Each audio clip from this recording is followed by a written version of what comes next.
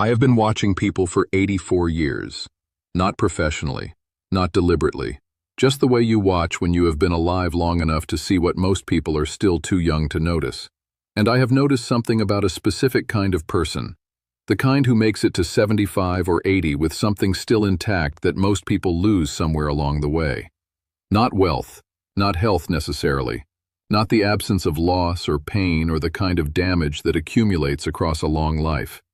Something quieter than any of those things. Something that is almost impossible to name but that you feel immediately when you are in the presence of it. Like warmth from a source you cannot locate. I have been trying to name it for years. Today I think I finally can. And if you are somewhere between 75 and 85 years old, I need you to hear what I am about to say. Because what I am going to describe in the next few minutes is you. Not who you were, not who you were trying to be, who you actually became. And you deserve to hear it said out loud. My name is Harold Voss. I am 84 years old. My heart is running at 38%. I have spent months in these videos telling you what I got wrong. The money, the distance, the managed surface, the hallway I never knocked in, the 38 years, the 214 dinners, the first oncology appointment I missed. Today I'm not doing any of that. Today I am paying attention to something worth paying attention to. 6 things. 6 specific things that the people who make it to 75 or 85 with something still intact tend to do. Not complicated things, not achievements that require announcing. Just 6 quiet habits of being that I have watched across 84 years and that I think deserve to be named out loud. Because nobody names them out loud often enough, and the people who have them deserve to hear that what they have is rare. Before I begin, I need to ask you something. When was the last time someone told you that you were doing something right? Not a specific achievement, not a compliment about something you produced or organized or provided. Just you. The way you move through the world, the way you treat the people around you, the way you have chosen to spend the years you have been given. Write in the comments how long ago it was, just the time, because I think for most of you it has been a while.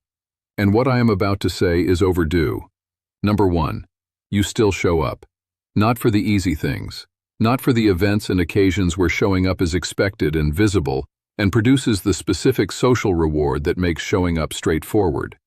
For the hard ones. The hospital waiting rooms that belong to someone else.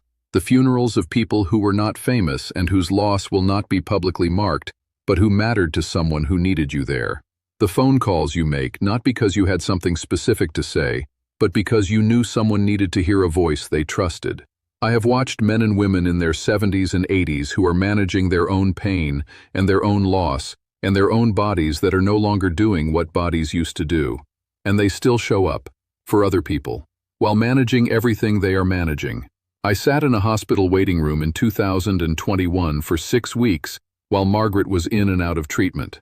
There was a woman in her late 70s named Frances who came every Tuesday, not for Margaret, for another patient on the same floor who had no family nearby. Frances had her own medical appointments on Thursday mornings. She told me once that getting to those appointments had become genuinely difficult.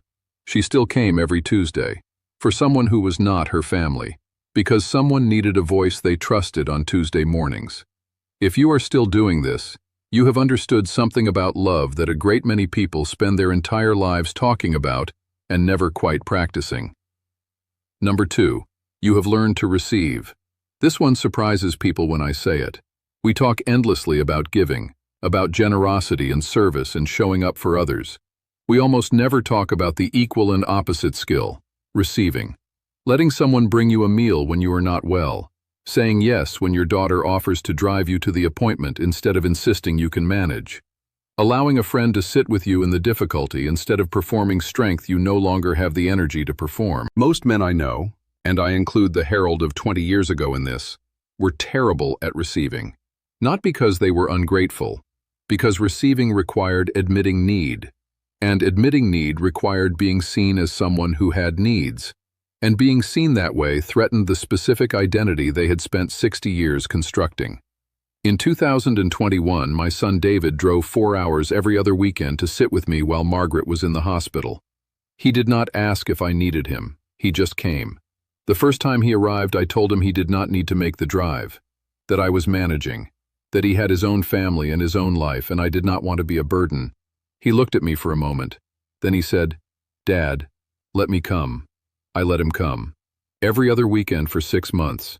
And the letting him come was one of the most important things I did in those 6 months. Not the managing, the letting. If you have learned this, it took most 60 or 70 years to learn it, and some never do. Number 3, you still find things genuinely funny, not performatively, not the polite laughter of social maintenance, actually funny. The thing that catches you off guard and produces the specific and involuntary response of genuine amusement that has nothing to do with how you are supposed to react, and everything to do with what you actually found funny. I want to be specific about why this matters at this age, because I think it is one of the most underrated indicators of a person who is not closed down. The capacity for genuine laughter requires a specific kind of openness that is harder to maintain than it sounds. It requires not being so armored against the world that nothing unexpected can get through. It requires being present enough in the actual moment that the funny thing in the actual moment can reach you. It requires a relationship with life that is still curious, rather than merely enduring. My friend Gerald laughed 3 times in the 45 minutes we sat together in a diner in 1981. Real laughs, the kind that surprised even him. He was 67 years old. He had already buried a wife and a business and a version of the life he had planned, and he still had 3 real laughs in 45 minutes. I thought about those laughs for years after he was gone. Not about what was funny, about the fact that after everything life had done to him, he was still open enough to be reached by something funny. If you still laugh like that, not at everything, not constantly, but really, genuinely, when something is actually funny, that is proof that something essential is still alive in you.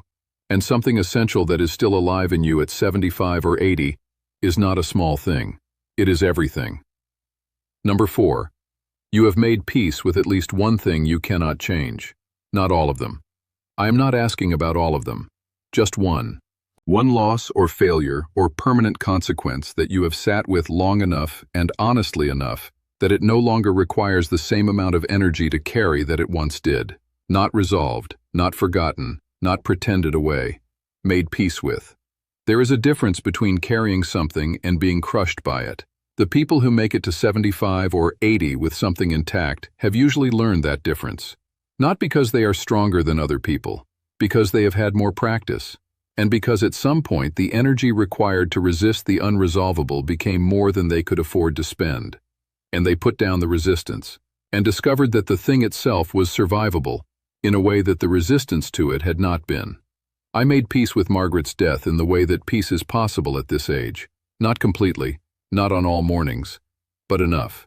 Enough to still be here, enough to still be talking to you, enough to have found that the love does not require her presence to remain real.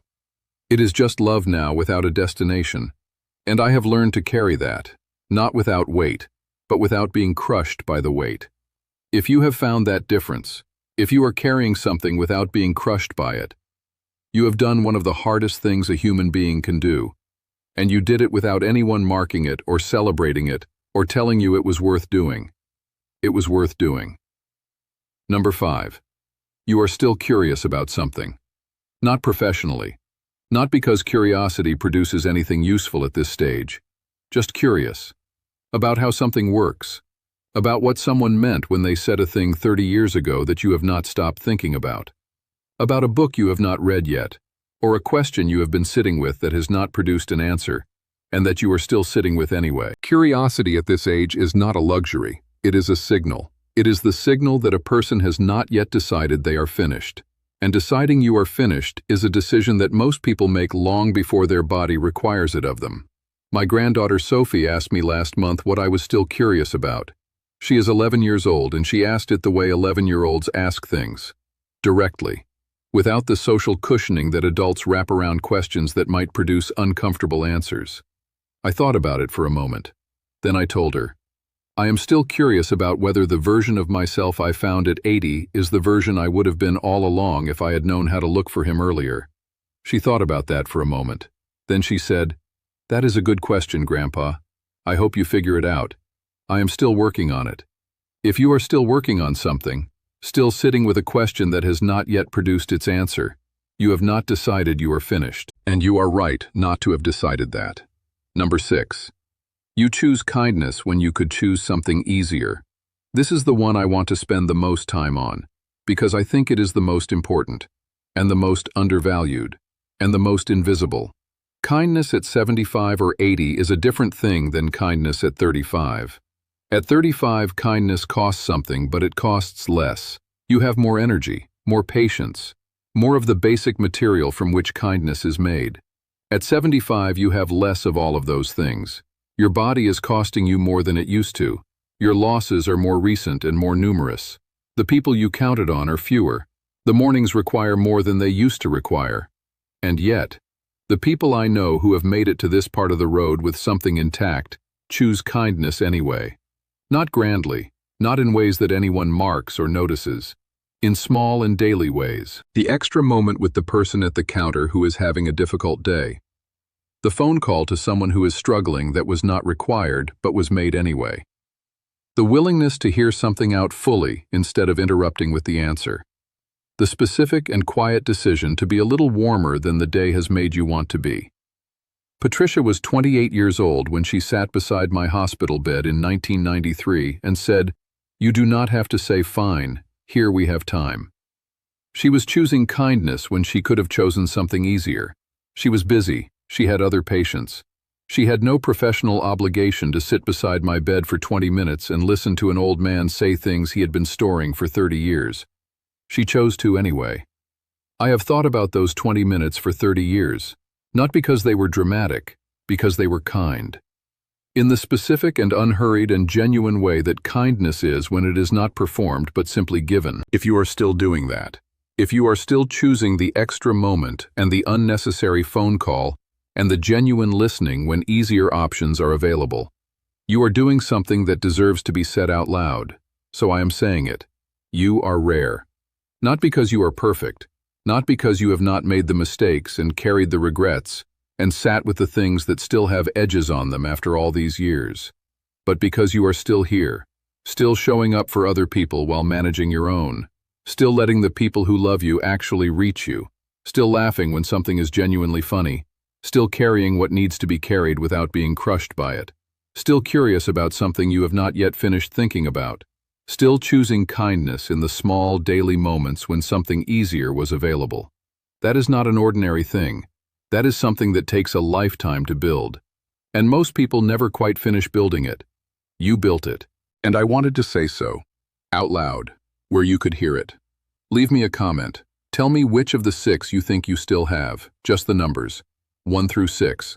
Or write all 6 if that is the honest answer. And if someone you know is between 75 and 85 and still doing all of these things, send this to them. Not with a long message, just send it. Let them hear it. While I still can.